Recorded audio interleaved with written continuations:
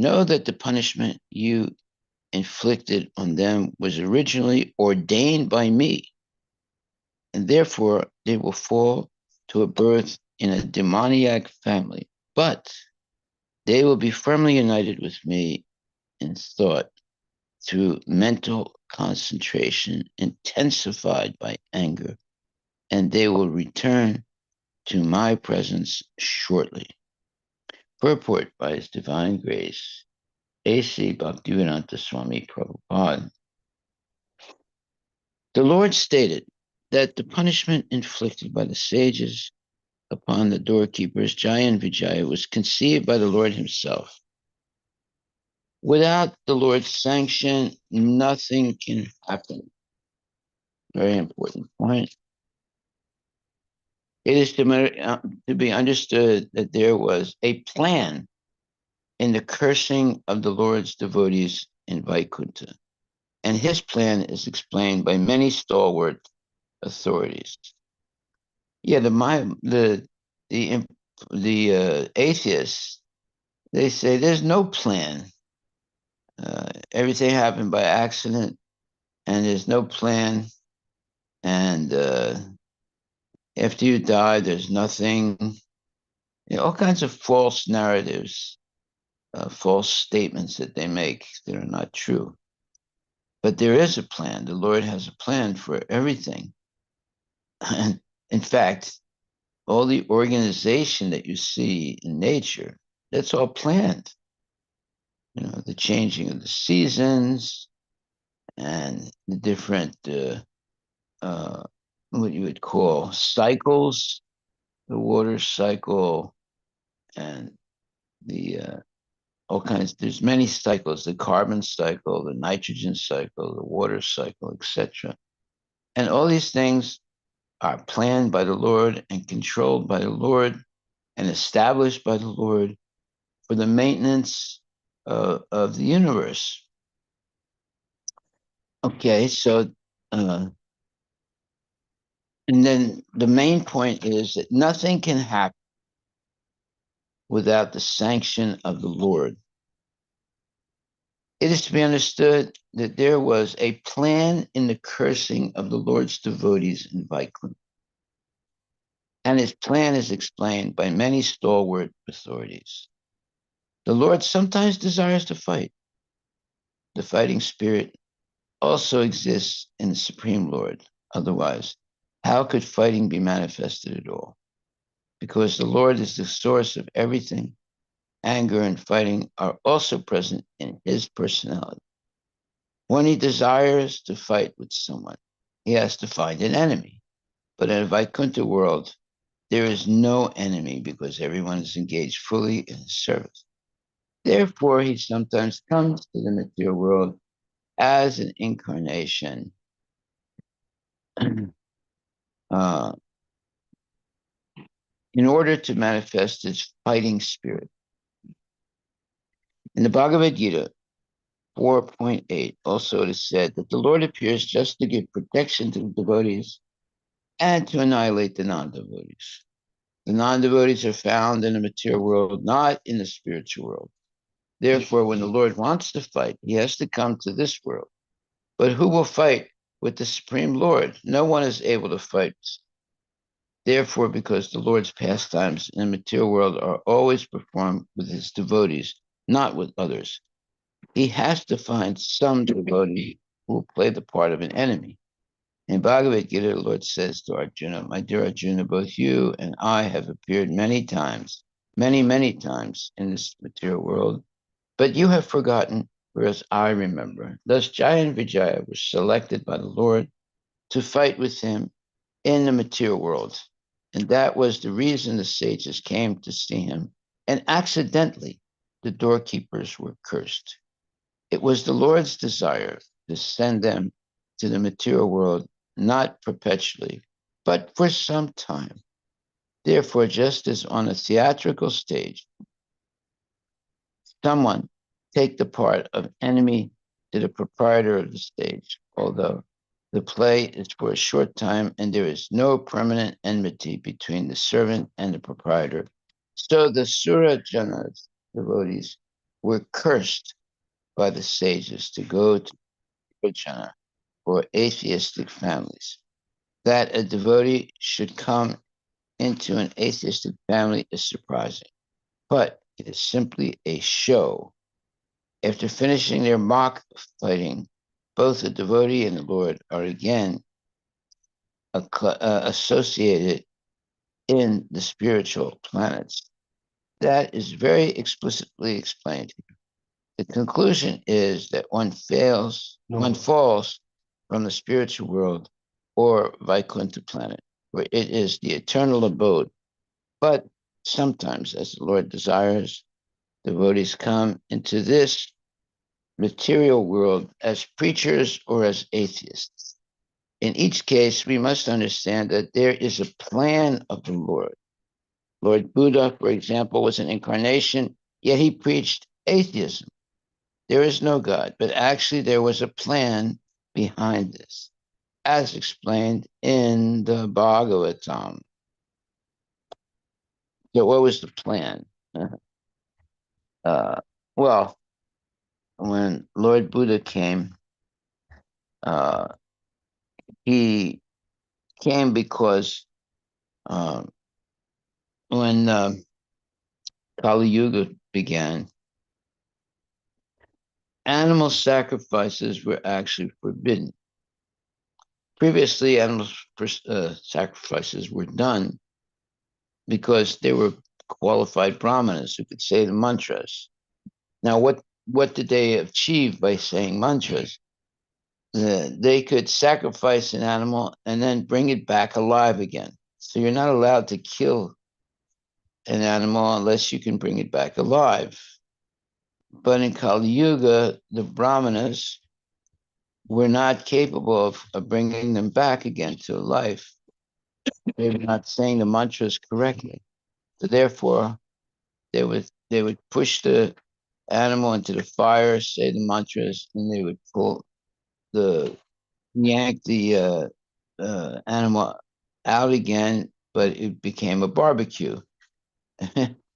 It wasn't rejuvenated. Previously, previous ages, when they would yank the animal out of the fire, it was rejuvenated into a young cow. But in the Kali Yuga, they lost that purity of saying the mantras or the expertise of saying the mantras. So they were pulling out dead carcasses, and then they said, "Oh well, this is prasadam, so you can eat the cow or the animal." So, in the name of religion, they were spreading meat eating. Therefore, it was necessary for Buddha to come to teach the philosophy of ahimsa parama dharma, that nonviolence is the highest principle of dharma, or highest principle of religion.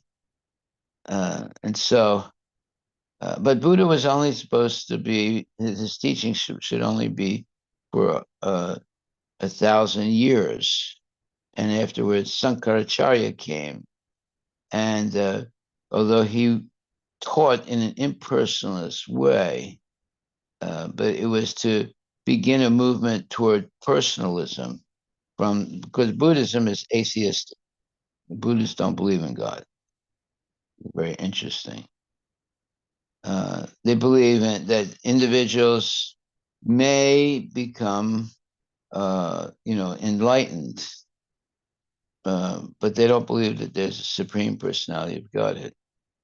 So anyway, there's so many things that we could say about this, but the main thing is that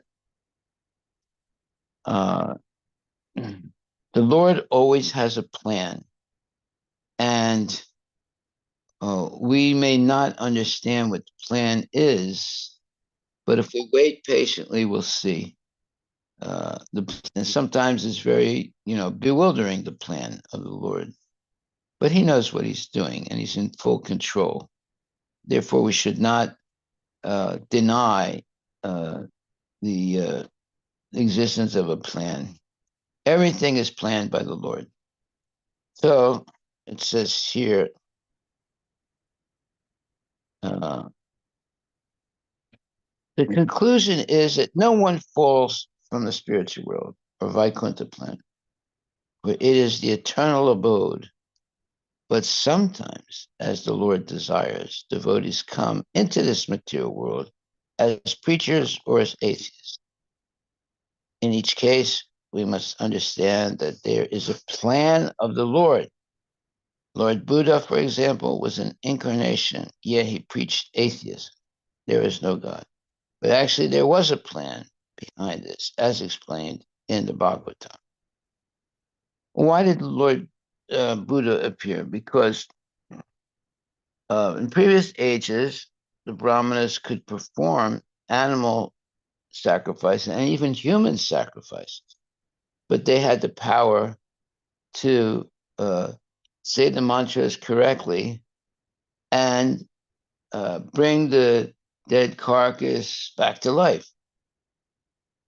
And there was the proof. They would do that to prove that their mantras were said correctly.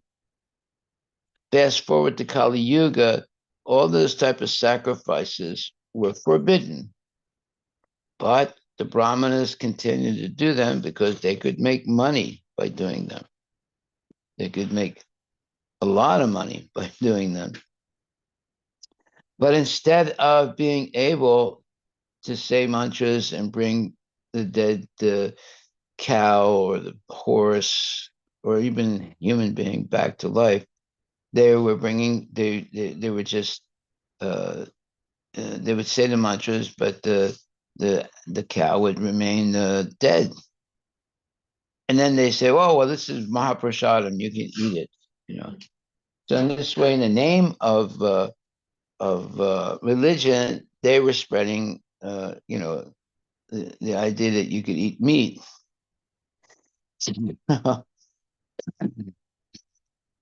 That's why uh, there was a need to stop this.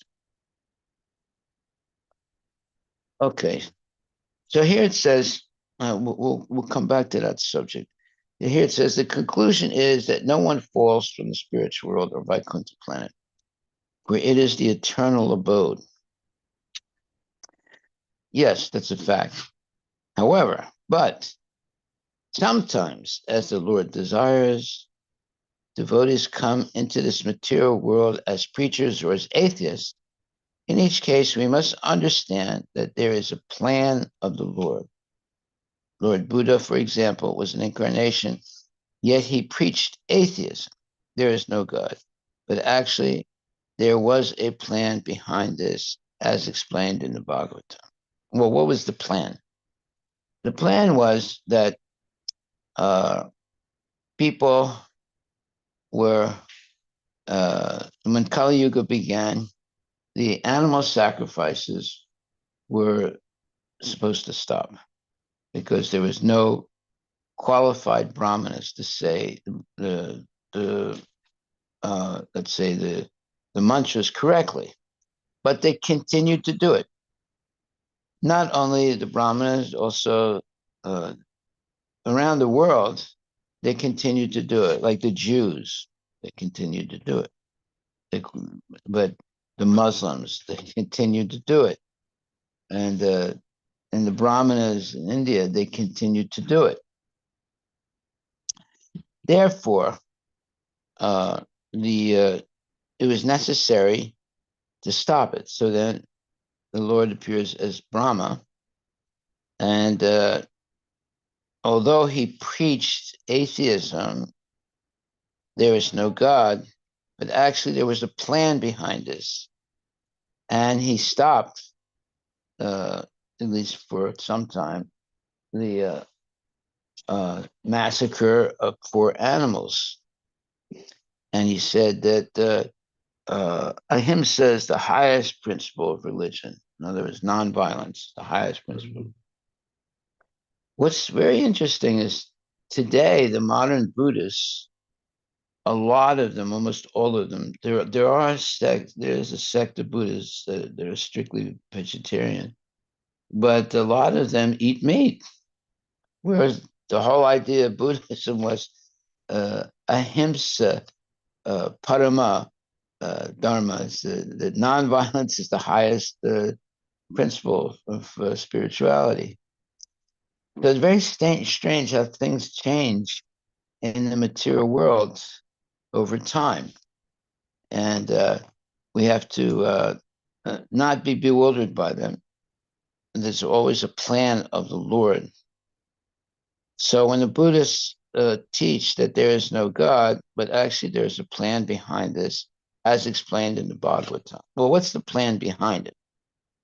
The plan behind it was that the people were not supposed to perform horse sacrifices or other animal sacrifices or human sacrifices in Kali Yuga when it began.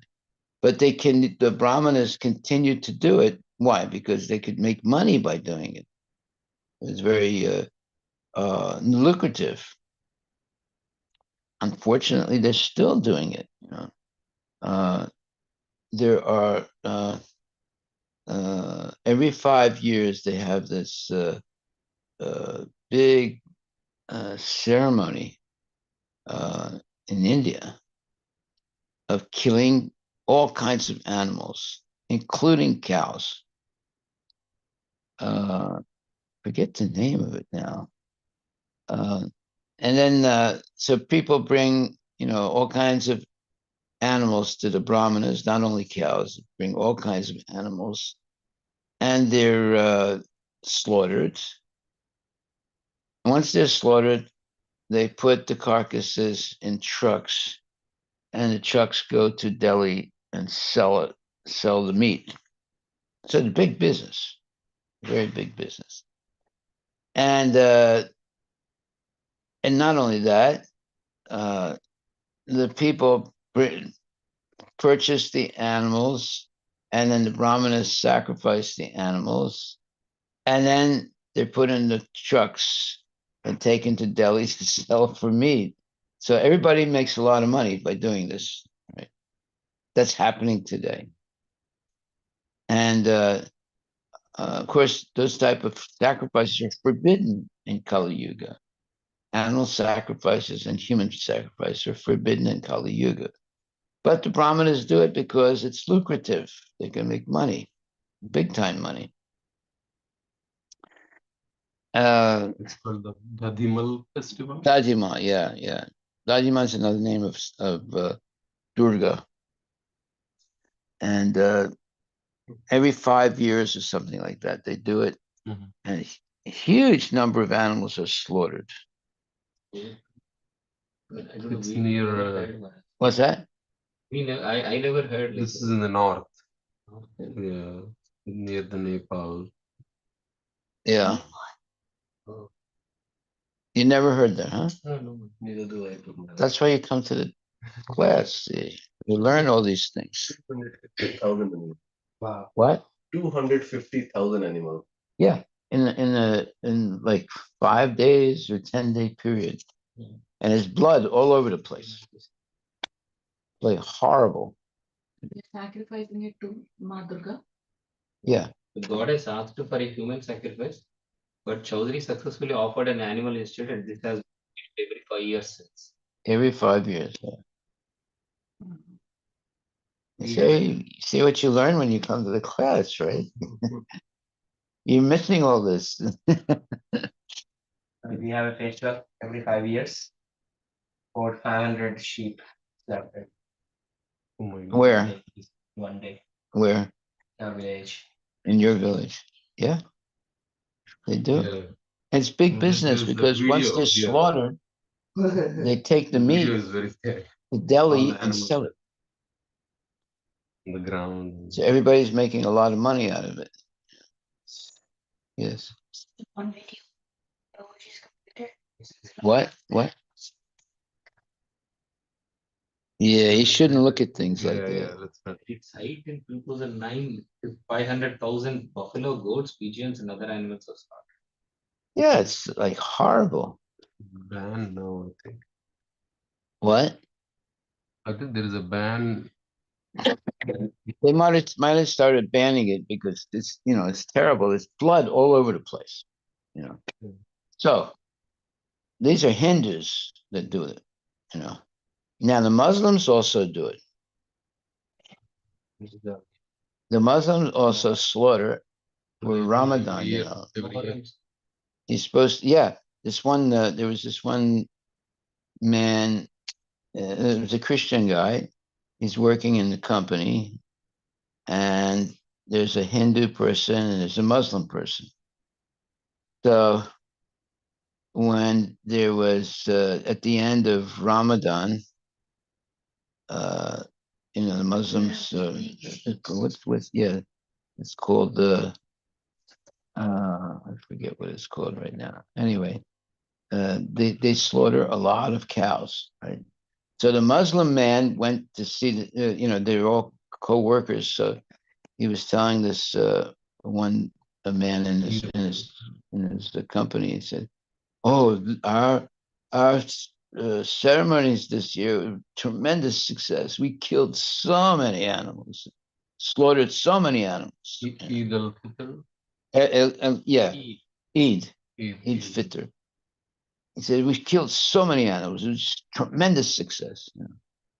And then, then another co-worker comes to the same person, and he said, "Oh, this year we had wonderful festival, and we're feeding the cows, and we protect the cows and animals." So the poor guy's getting confused. One is saying, it was so wonderful. We killed so many cows, right? And the other one is saying, we had a wonderful festival. We don't kill cows. We protect them. So he got confused. He didn't know what's going on. But it's a fact. The Muslims, they slaughter a lot of animals for Eid al-Fitr, and then the Hindus, every 5 years, they slaughter animals also, including cows. They're not all cows. Most of the animals are just other animals, any animal they can catch. They kill a lot of buffaloes. Buffaloes, yeah. So is there any difference in the Hindus and the Muslims? No, there's no difference. Very little difference. Okay. So Gadimai puja. Gadima. Yeah. And that's just another name for Durga, Gadimai. And where is it? North India or something, It's Yeah. Where? in Nepal. Oh, Nepal. Okay. Only in Nepal or Only in Nepal. But a lot of people go to that festival. And the dead animals are taken to Delhi to feed the Hindus. Yeah, because you don't have that many people to eat.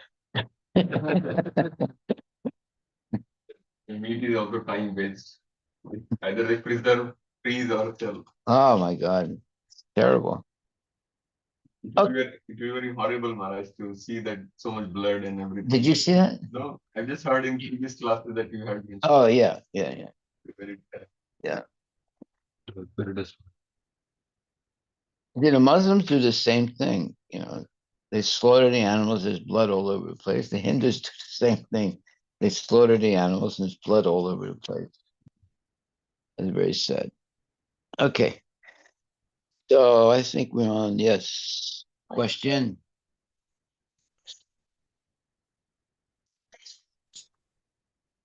Why can't they slaughter?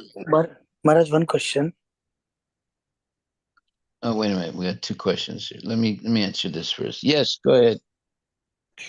Maharaj, based on this explanation, now God is having a plan to send people to do all the bad things, in this case, Jaya and Vijaya.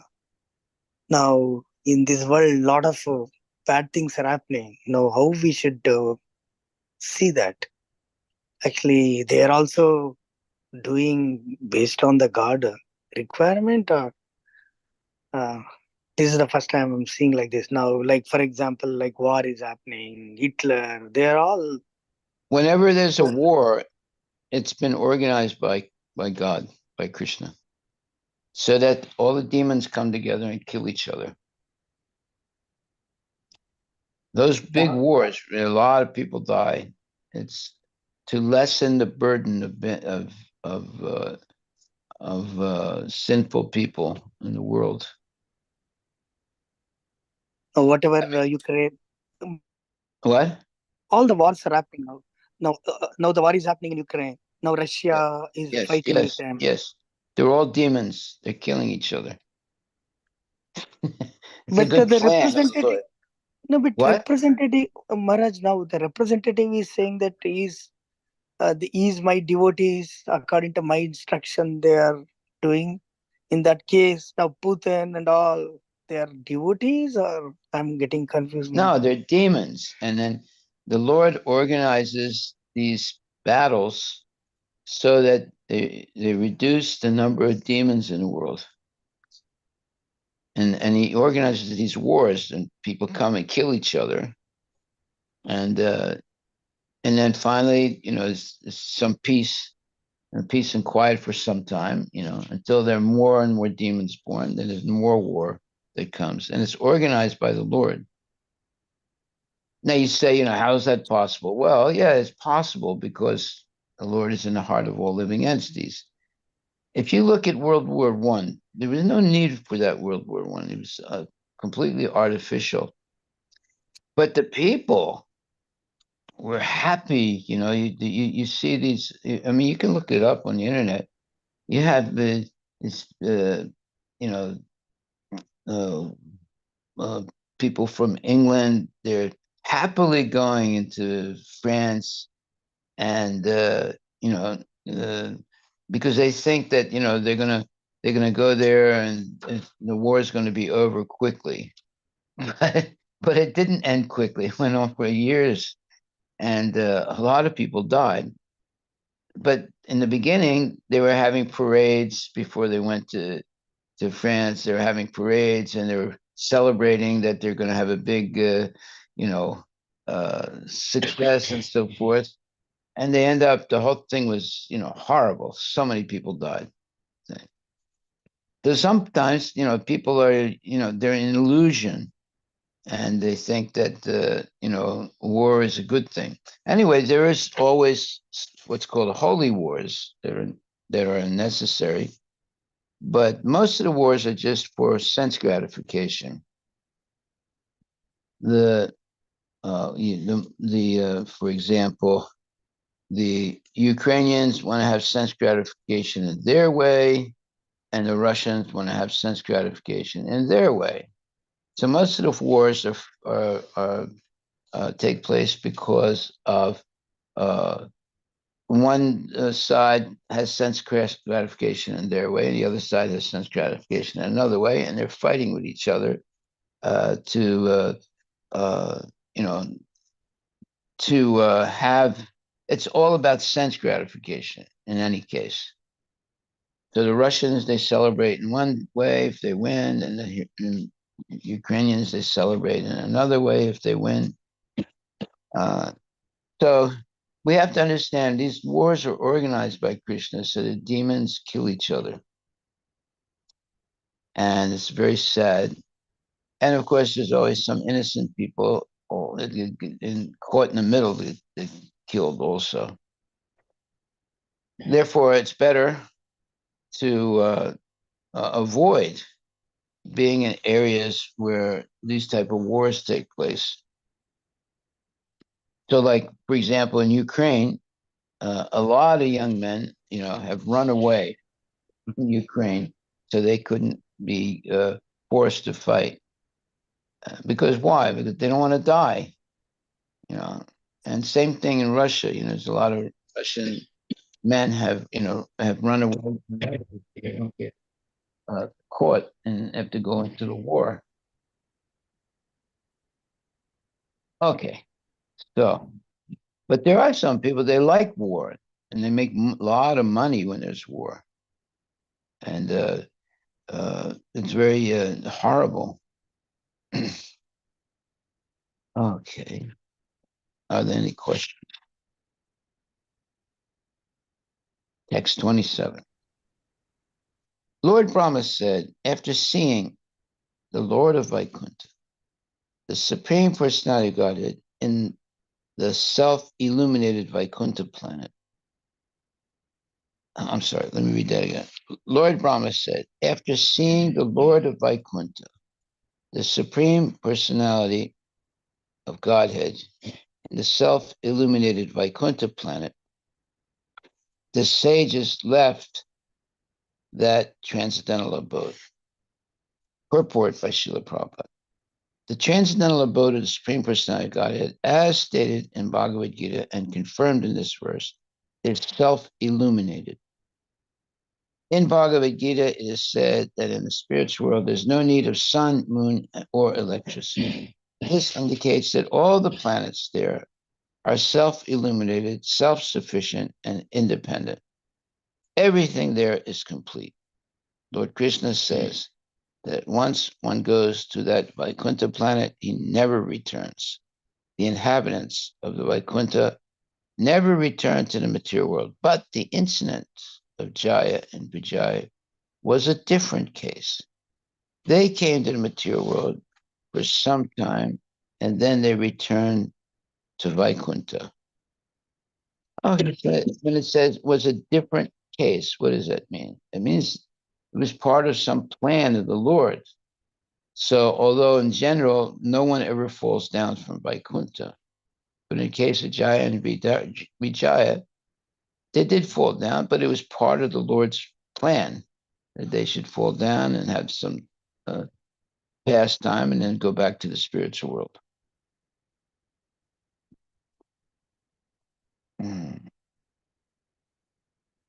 So Prabhupada writes, the inhabitants of Vaikuntha never returned to the material world, but the incident of Jaya and Vijaya was a different case. They came to the material world for some time, and then they returned to Vaikuntha. Now, why did they come? It was part of some plan of the Lord. So in previous purport, it says,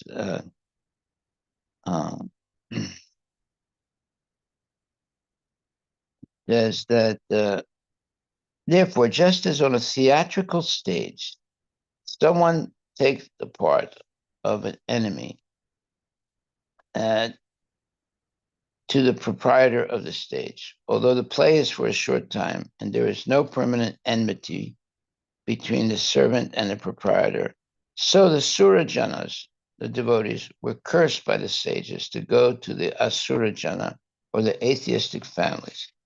That a devotee should come into an atheistic family is surprising, but it is simply a show. After finishing their mock fighting, both the devotee and the Lord are again associated in the spiritual planets. That is very explicitly explained here. The conclusion is that no one falls from the spiritual world or Vaikuntha planet, for it is the eternal abode. But sometimes, as the Lord desires, devotees come into this material world as preachers or as atheists. In each case, we must understand that there is a plan of the Lord. Lord Buddha, for example, was an incarnation, yet he preached atheism. There is no God. Actually, there was a plan behind this, as explained in the Bhagavatam. So if you never read the Bhagavatam, you'll be completely confused and you won't understand what's going on. But if we read the Bhagavatam, we can understand little by little all the subtleties of Krishna's plans. And everything is planned by Krishna. Okay, are there any questions about that? One question on Lord Buddha's teaching. So Yeah. it was main on serving the humanity. That was the main teaching, and saying there is no God. No, his main teaching was ahimsa parama Dharma. The highest principle of Dharma is nonviolence. So he taught that. Why? Because the Hindus started before Kali Yuga, the Brahmanas were able to say mantras correctly. And to prove it, they would push a cow into the fire, say the mantras, and then yank them out. This was after they did the ceremony to prove that their mantras were potent and correctly said. Then there was this test. The test was they would put the cow in the fire, and then they would say the mantras, and they'd yank the cow out. And the cow would be rejuvenated into a calf. That proved that their mantras were, bona fide. Start Kali Yuga, where normally you're not allowed to perform any of these animal sacrifices anymore. But the Brahmanas continued to do it because they were making money, big time money. But when they would put the cow or the horse into the fire, when they yanked the horse out or the cow out, it would be a dead carcass. It'd be burned or it'd be a barbecue, let's say. So then they say, well, now this is a Mahaprasadam, everyone can eat it. So in the name of religion, they were teaching meat eating. And they were killing animals, right? So, that's Kali Yuga. So there comes Buddha, and he says, Ahimsa Parama Dharma, the highest principle of religion is nonviolence. And, he tried to put a stop to it. And it worked for some time. But today, there are Buddhists, most of them, they eat meat. You see how things, actually, Buddhism was only supposed to last for 1,000 years, and then was supposed to be replaced as part of the plan of the Lord. And the replacement happened. It was Sankaracharya. So he taught a philosophy that was something what was like hidden Buddhism. It's called it was a type of Buddhism, right? So that the people would accept it. But it was also like Buddhism, atheistic. Sankaracharya would, he was a Mayavadi, right? So he was teaching Mayavad philosophy. But this was part of the plan of the Lord that gradually they would get away from Buddhism and come back to where you have saintly people like Lord Chaitanya, and then before that there was Madhvacharya and Ramanujacharya. And what happened was that now they came back to the right path.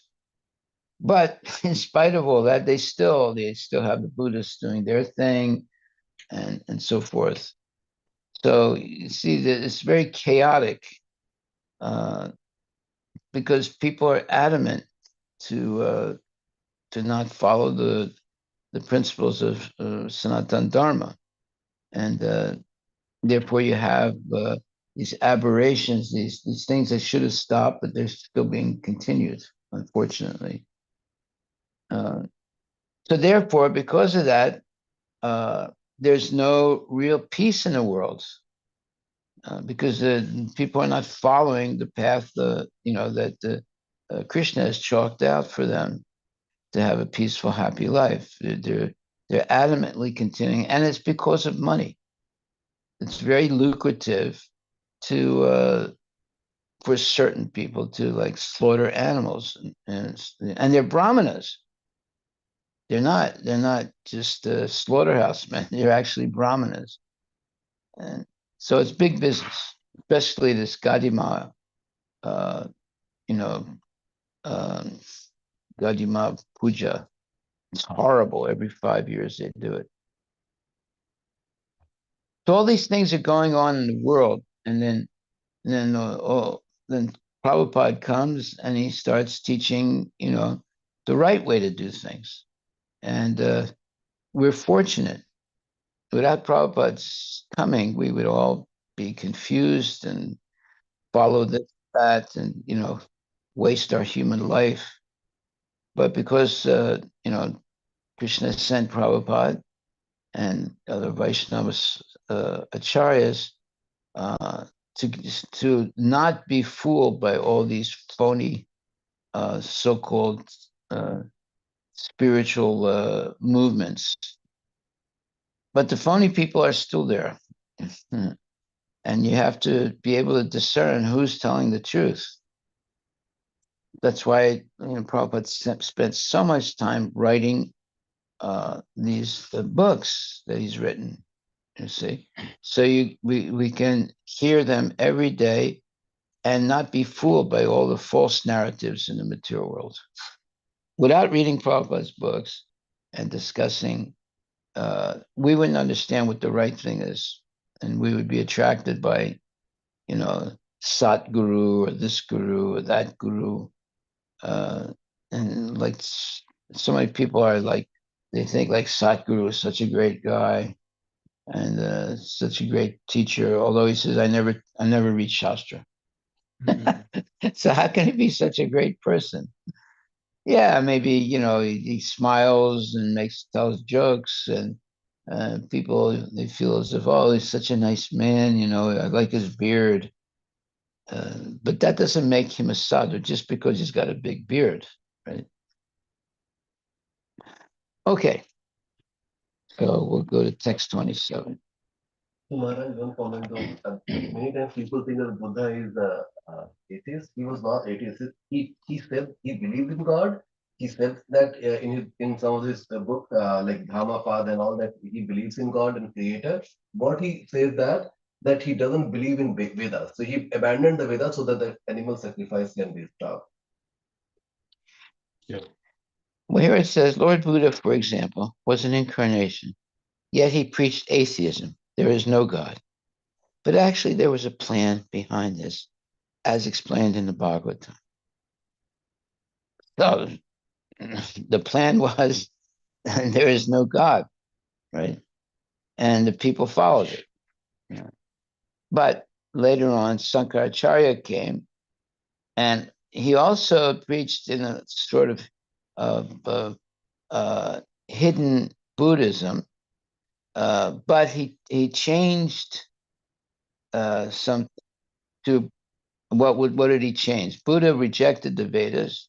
Sankaracharya reestablished the authority of the Vedas, but with a Buddhist type explanation.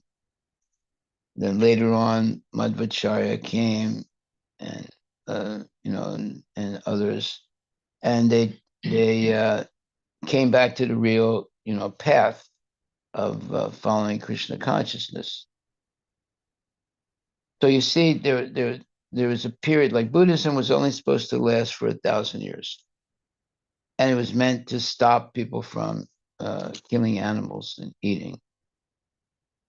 But after 1,000 years, it continued. But after that, Sankaracharya replaced Buddhism and sort of chased it out of India, so it ended up in Ceylon or places like that. And but that was only supposed to last for a certain amount of time, and it'd be replaced by Lord Chaitanya and the Harinam Sankirtan movement. So we see all these different things happening, and it's bewildering to most people. But if we read the Shastra, we can understand what the plan of the Lord is. If we don't read the Shastra, then we're just bewildered.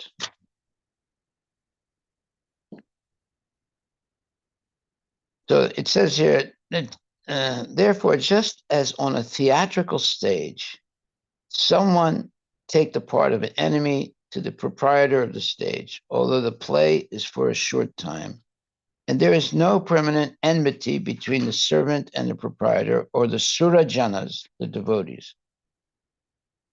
And so the surajanas, devotees, were cursed by the sages to go to the asura jana or atheistic families, like Hiranyakashipu and so forth. That a devotee should come into an atheistic family is surprising, but it is simply a show. After finishing their mock fighting, both the devotee and the Lord are again associated in the spiritual plans. That is very explicitly explained here. The conclusion is that no one falls from the spiritual world or Vaikuntha planet, for it is the eternal abode. But sometimes, as the Lord desires, devotees come into this material world as preachers or as atheists. In each case, we must understand that there is a plan of the Lord.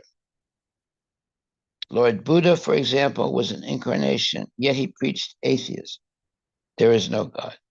But actually, there was a plan behind this, as explained in the Bhagavatam. So, without this purport, people can remain confused their whole life. They don't understand what's going on. Yeah. Okay. So, and text 27. Lord Brahma said, after seeing the Lord of Vaikuntha, the Supreme Personality of Godhead, in the self-illuminated Vaikuntha planet, the sages left that transcendental abode. Purport by Srila Prabhupada. The transcendental abode of the Supreme Personality of Godhead, as stated in Bhagavad Gita and confirmed in this verse, is self-illuminated. In Bhagavad Gita, it is said that in the spiritual world, there is no need of sun, moon, or electricity. This indicates that all the planets there are self-illuminated, self-sufficient, and independent. Everything there is complete. Lord Krishna says that once one goes to that Vaikuntha planet, he never returns. The inhabitants of Vaikuntha never return to the material world. But the incident of Jaya and Vijaya was a different case. They came to the material world for some time, and then they returned to Vaikuntha. Okay. So then text 28. The sages circumambulated the Supreme Lord, offered their obeisances, and returned, extremely delighted at learning of the divine opulences of the Vaishnava. Purport. It is still a respectful practice to circumambulate the Lord in Hindu temples, especially in Vaishnava temples. There is an arrangement for people to offer their respects to the deity and circumambulate the temple at least 3 times. I did that yesterday. Yeah. Balaji. Yeah. I'm glad I did it. Text 29. The Lord then said to his attendants, Jaya and Vijaya, depart this place, but fear not. All glories unto you. Though I am capable of nullifying the Brahmana's curse, I would not do so. On the contrary, it has my approval. Whoa. Purport by Srila Prabhupada. As explained in connection with text 26, all the incidents that took place had the approval of the Lord. The cursing of the Jaya and Vijaya and so forth. Ordinarily, there's no possibility that the 4 sages could be so angry with the doorkeepers, nor could the Supreme Lord neglect his 2 doorkeepers. Nor can one come back from Vaikuntha after once taking birth there. All these incidents, therefore, were designed by the Lord himself for the sake of his pastimes in the material world. Thus, he plainly says that it was done with his approval. Otherwise, it would have been impossible for inhabitants of Vaikuntha to come back to this material world simply because of a Brahminical curse. The Lord especially blesses the so-called culprits. All glories unto you. A devotee, once accepted by the Lord, can never fall down.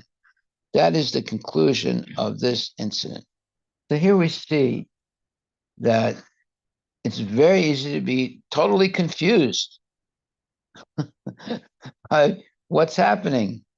And that is because we don't read the Shastras. We just read comic books to learn about Krishna consciousness. If you read comic books, you won't understand anything. You get the wrong understanding all the time. But if you come and listen to classes or listen to Srimad Bhagavatam spoken, then you'll get the right understanding. So we see that there are many, let's say, opportunities to misunderstand the Vedic literatures. That's to separate the man from the boys, the men from the boys. The people who, like for example, when Prabhupada first met Bhaktisiddhanta Saraswati Thakur, he was very, very attracted to the way Bhaktisiddhanta Saraswati Thakur was preaching. But in the beginning, he couldn't understand anything because Bhaktisiddhanta Saraswati Thakur was speaking at such a high level of English, the king's English, that he didn't understand everything that was being said. But he was very pleased to hear it, even though he didn't understand it, because he could see that Bhaktisiddhanta Saraswati Thakur was a transcendental person, what you would call a Vaikuntha person. But he continued hearing, and eventually he was understanding. So that's what we have to do. We have to be patient in hearing, and of course, ask questions. To anything we don't, anytime we don't understand something, we should ask questions. We shouldn't just remain quiet and not understand things, and then 50 years later we're still not understanding things. If you don't ask a question, you'll never understand. So in this case, what's being said that that all these incidents, therefore, were designed by the Lord himself for the sake of his, meaning the Lord's pastimes in the material world. Thus, he plainly says that it was done with his approval. In other words, someone falling down from Vaikuntha, it never happens. You can't fall down from Vaikuntha. But for his pastime, he approved of it, right? Thus, he plainly says that it was done with his approval. Otherwise, it would have been impossible for inhabitants of Vaikuntha to come back to the material world simply because of a Brahminical curse. The Lord especially blesses the so-called culprits. All glories unto you. A devotee, once accepted by the Lord, can never fall down. So the culprits were Jai and Vijay. They committed some kind of a mistake, right? And then they were cursed by the Brahmanas. That was a mistake also. And cursing the inhabitants of Vaikuntha, like Jai and Vijay. And it was all a plan of the Lord. The Lord especially blesses the so-called culprits, the people that made mistakes, right? All glories unto you. A devotee, once accepted by the Lord, can never fall down. That is the conclusion of this incident. So even though there were fall downs, apparently, they were not fall downs. That the Lord was protecting his devotees, but he wanted to have a certain type of pastime. And it was necessary to have this play, this what you would call drama, but there was a plan behind it, and we're going to hear about that now. Okay, so are there any questions? Even Arjuna being confused was part of the Lord's plan.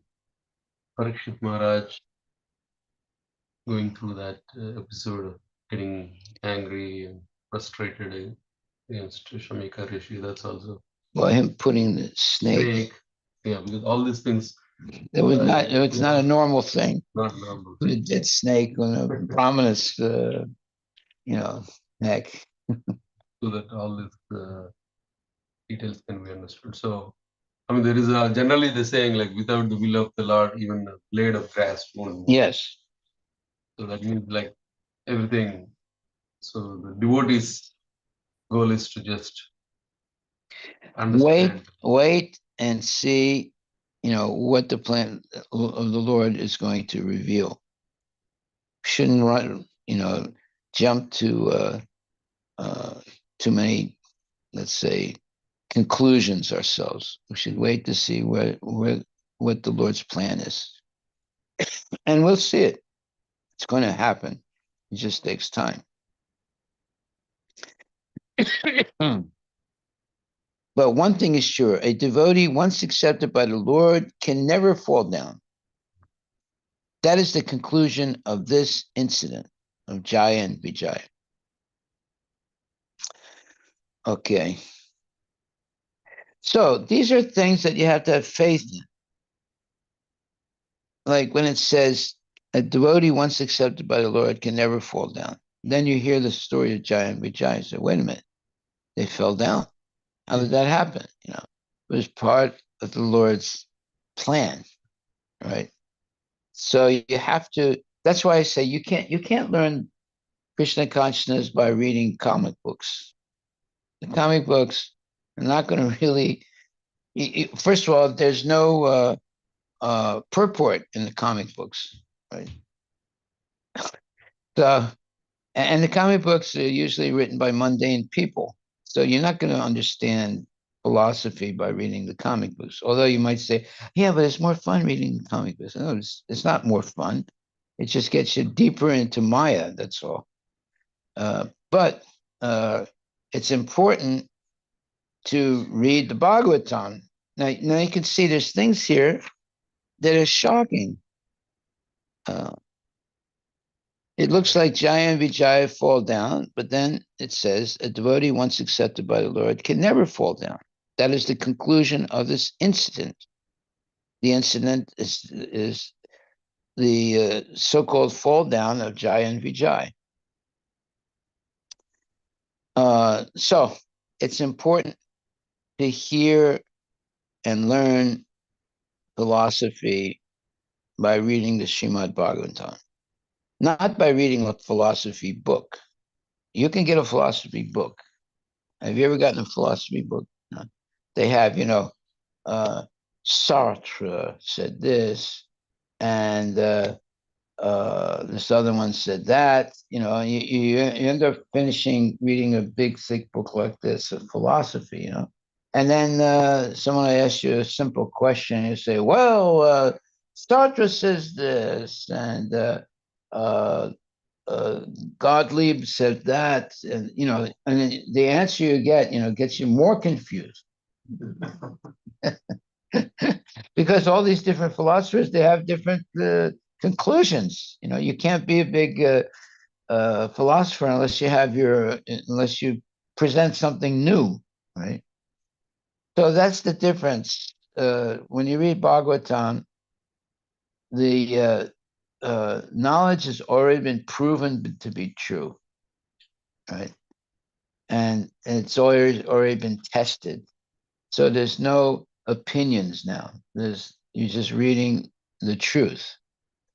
Whereas when you read this philosopher, he's got his theory. Then you read another philosopher, he's got his theory. Then you read another philosopher, he's got his theory. So you never really figure out what is the actual truth. All you can do is say, well, so and so said this, and then so and so said that, and then so and so said that's what the philosophy class is all about. You know, there's not absolute truth. It's the opinions of different philosophers' speculations. Whereas in Bhagavatam, you get, and Bhagavad Gita, you get specific facts.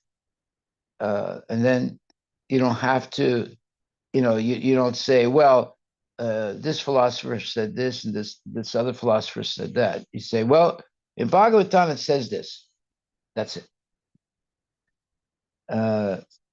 There's a saying amongst Christians. They said that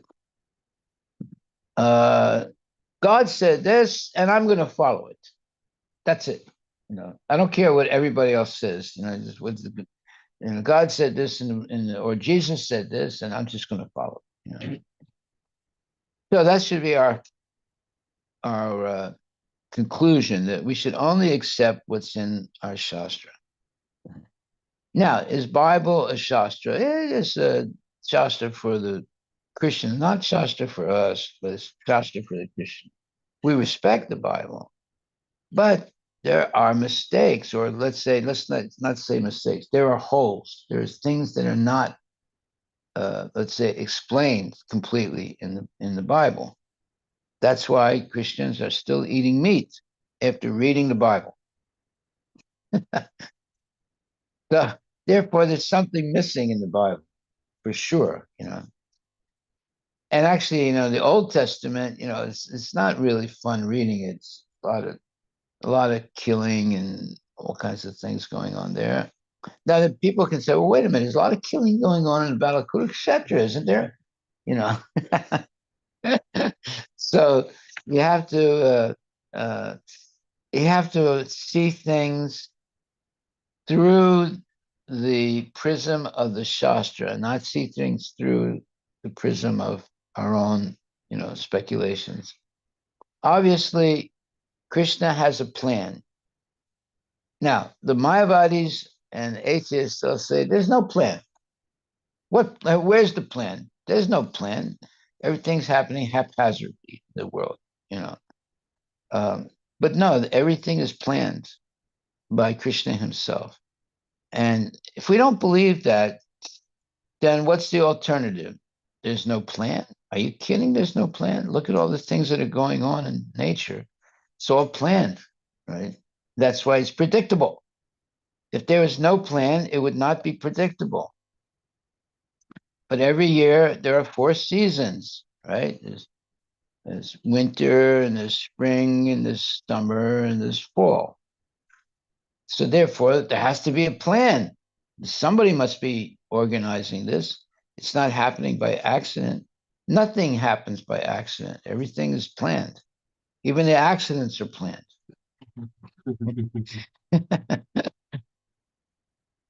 Okay.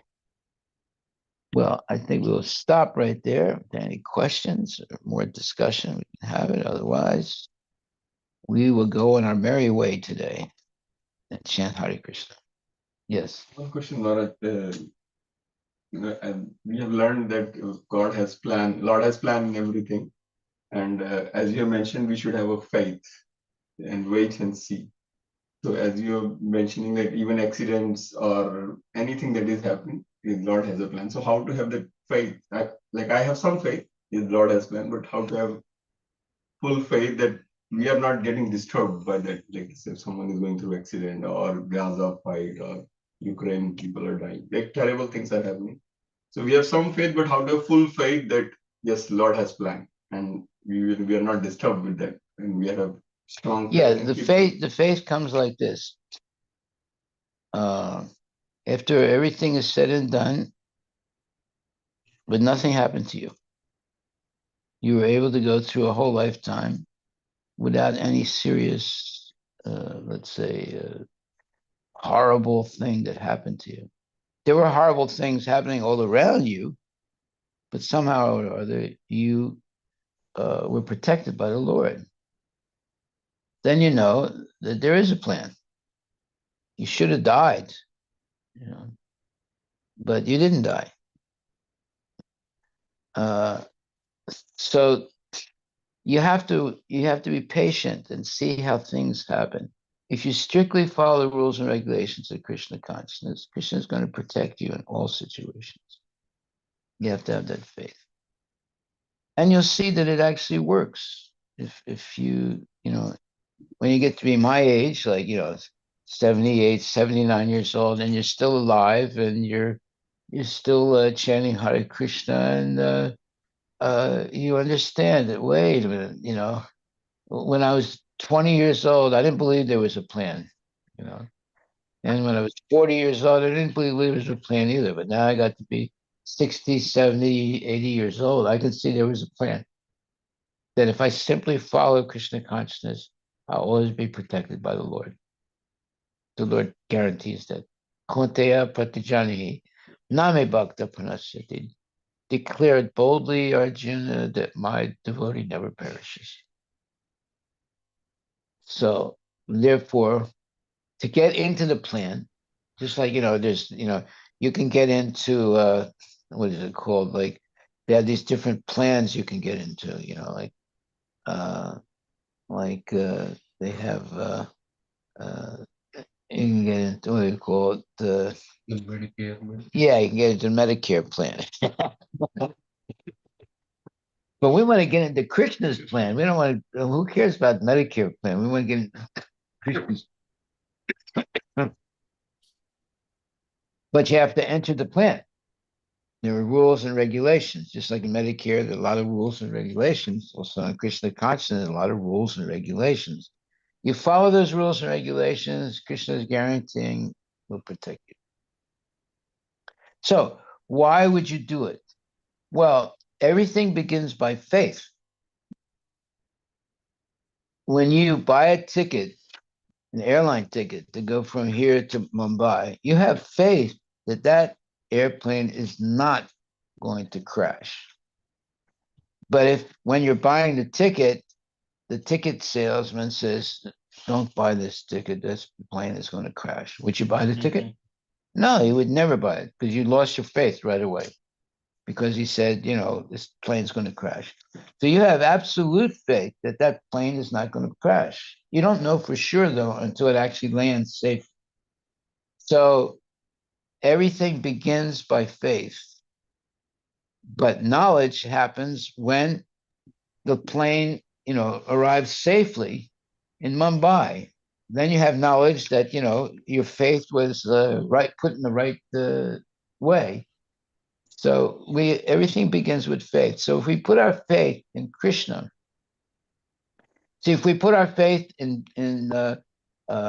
let's say, what's his name? Trump, right? That's very dangerous, right? He's not a pure devotee, right? So that would be a big mistake, right? But if you put your faith in Krishna, it's not a mistake. And you'll see it's not a mistake. Whereas the people that put their faith in Trump, they got frustrated. The whole thing fell apart. Trump is in jail because he did this and he did that. So you see, you have to put your faith in Krishna and stick with it, and then you'll be able to go through all the different problems of life without becoming hurt, let's say, and without becoming confused. And Krishna is going to protect you. He's guaranteeing it. So that's what we should put our faith in, the guarantee of Krishna. If you put your faith in a bank, it's happened in the past. Banks have gone bankrupt. They lock the door. You come in to get your money out, right? You're all afraid, what's going on, I want to get my money back, and the bank door is locked. You can't get your money. It's happened many times in when a bank goes bankrupt. A bank goes almost like poetry. A bank goes bankrupt. Why? Because somebody in the bank made mistakes, and then they made bad investments, and the bank went bankrupt. Yeah. And you go, and the doors are locked, and you can't get your money back. So If you want to be protected, the best protection is Krishna and Krishna consciousness. And then your life will be very peaceful. And even if there are problems, you will survive by Krishna's mercy. Haribol. Harivilas, Harivilas. All glories to Srila Prabhupada. Yay, Haribol. So in a devotee's life, there's difficulty. Yes. We have to figure out what is Lord's plan, what He's trying to teach us. Well, when you say there's going to be difficulties, obviously it's only because we made some mistakes, and He's correcting us by those difficulties. Hmm. Yeah. And if we stay faithful to Krishna, those difficulties will go away. And the people who are not faithful, they fall away, and they lose faith and they fall away. But if you know, if you're absolutely sure that Krishna is the Supreme Personality of Godhead, and then there's some difficult times, you don't get scared, you don't get frustrated, you don't blame God. You just remain peaceful, and you'll see. Then in some mysterious way, everything's going to work out, and it's mysterious. Sometimes it's very mysterious. Like, for example, I'll just give you one quick example. When we were going to build a temple, where the temple is now, it was 1 acre only. So this one lady came from the, from the city, yeah. And she walked around. I was with her, right? Hmm. And she saw that there was, some patch of earth that was wet, and she said, "Oh, this is a wetlands." So, she put it in her book, and she wrote something, it's a wetland, and then she left, and that meant that would have meant that we would not be able to build a big temple like we did, and we wouldn't have enough room to, because there's some, you have to be so many feet away from the wetland. So that meant that we wouldn't have to have a parking lot that could be with, let's say, 72 parking spaces. It would only be like 20 or 10, right? And therefore, because you only have 20 or 10 parking spaces, you can't build a big temple. You can only build a temple big enough for 20 people. So what happened? She says this is a wetland, right? And I was devastated by it. So what do? It was the only one thing we could do. We could just chant, right? And we did 24-hour chanting several times. And that lady was left, and she was sent somewhere else. And then a man came, and he looked at the wetlands, so-called wetlands, and says, "Just throw some dirt on top of it."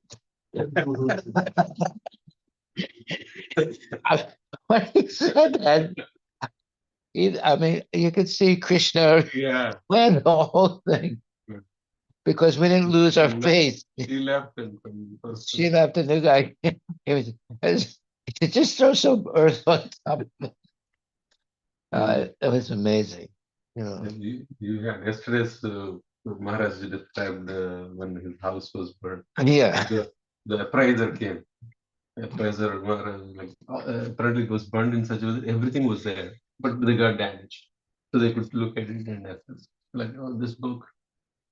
And those Maharaj was there, it's only $30. It's only $300. Appraiser had it up. Yeah. I I was surprised. I was very surprised. I said, "Well, this maybe only maybe like $5." He said, No, we'll put down $50. He was saying that. I would.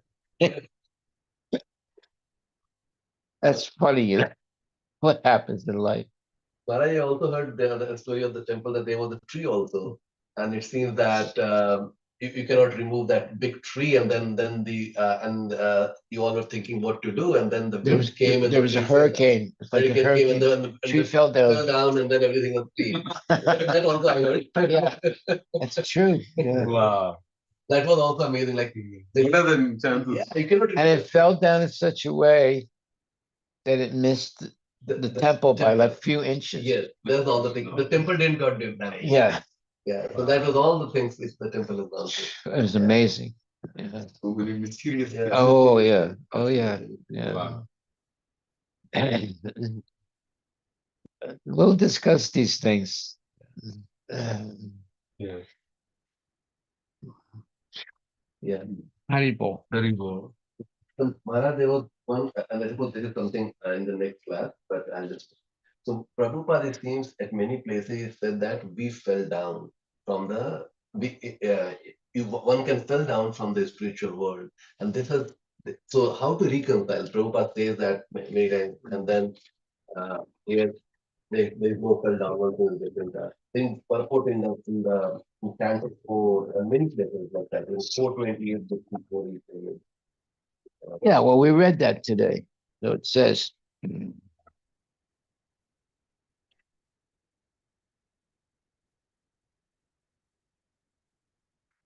it's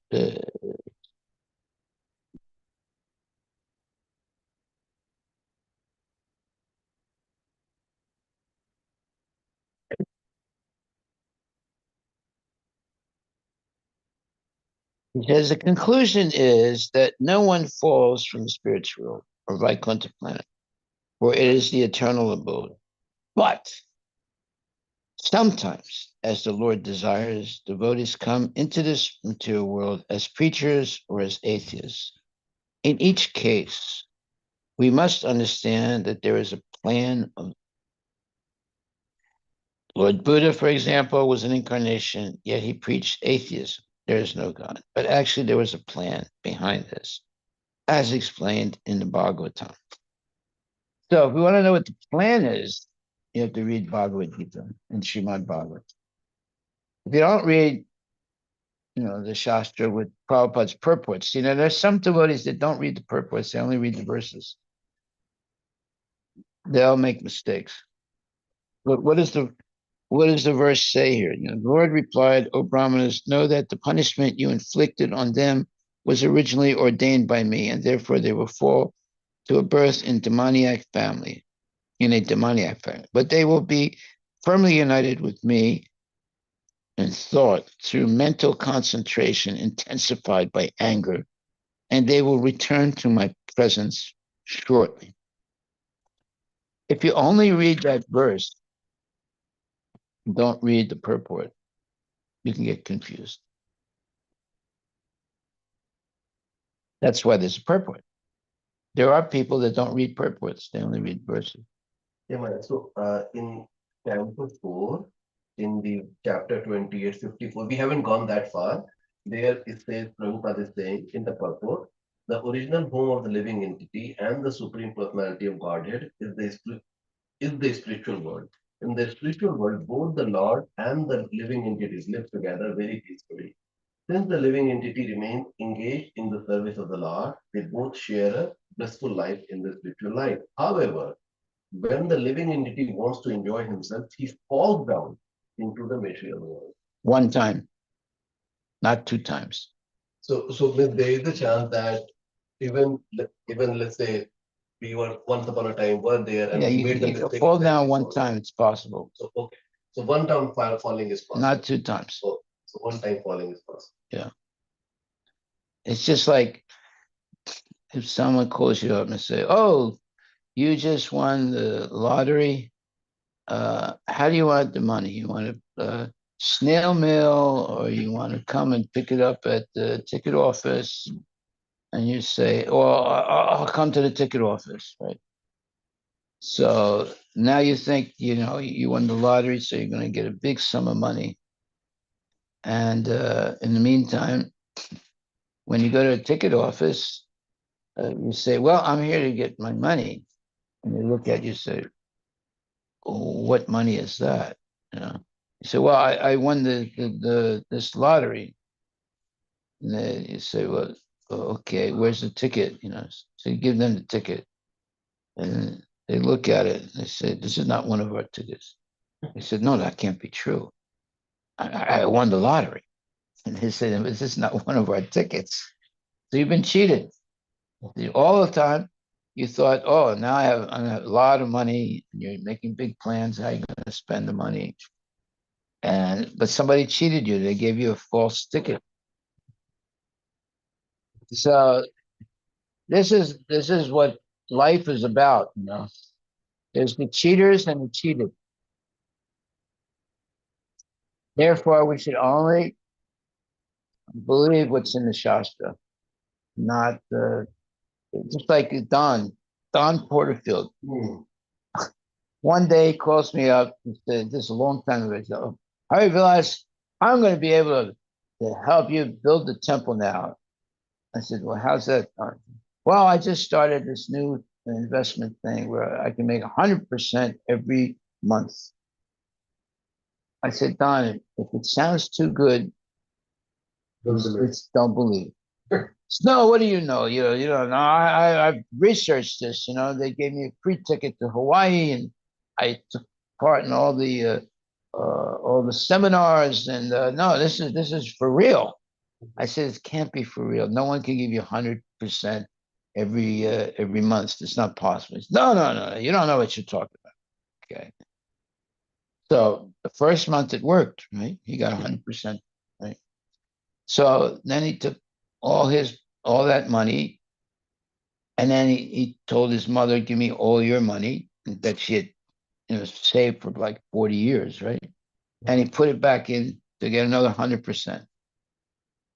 And then it was over. He lost everything. Wow. He was trying to call them up, but there's no phones that don't work. Wow. Yes. He lost everything, right? And I told him, I said, if it's too hard, if it sounds too good to be true, don't do it. He didn't listen to me. He had to start all over again. Wow. And this time, he had to pay back his mother. Wow. So it's easy to be tricked if you have, let's say you're greedy. Then you can be tricked. You can't trick an honest person, but you can trick a greedy person. One time, this one guy was trying to sell me something. One of his, what do you call it? And then you invest some money, and you get so much interest back, right? Mm-hmm. So he was saying you're gonna get 25% back, every month or something. And after he finished his whole, presentation, I said to him, but I know a way they can make 40% every month. He said, what? What's that? Can you tell me more about that? now the whole discussion changed from him trying to sell me something. Now I was trying to sell him something. Of course, I didn't have anything that you could make 40%, but he got excited. So it's all greed. Everything is about greed. Greed and lust. It's very sad. And Don, he went for it. Because he went to their seminar in Hawaii. They paid for the ticket. Whoa, right? And he was sure that, that's it. Harivilas, I'm going to build your temple. I'm making so much money now. He had a good intention, but Well, he got and what was he investing in? He was investing in foreign currencies. So after they took all his money and his mother's money, they said, well, it's all Bush's fault. And he said, what do you mean? Did he change the rules about foreign currencies? And then and then after that, every time he tried to call him, their phone was canceled. The whole thing was a hoax. Terrible. I'll go and prepare. Yeah. Okay. Hare Krishna, dear devotees. We'll see you again tomorrow or tonight.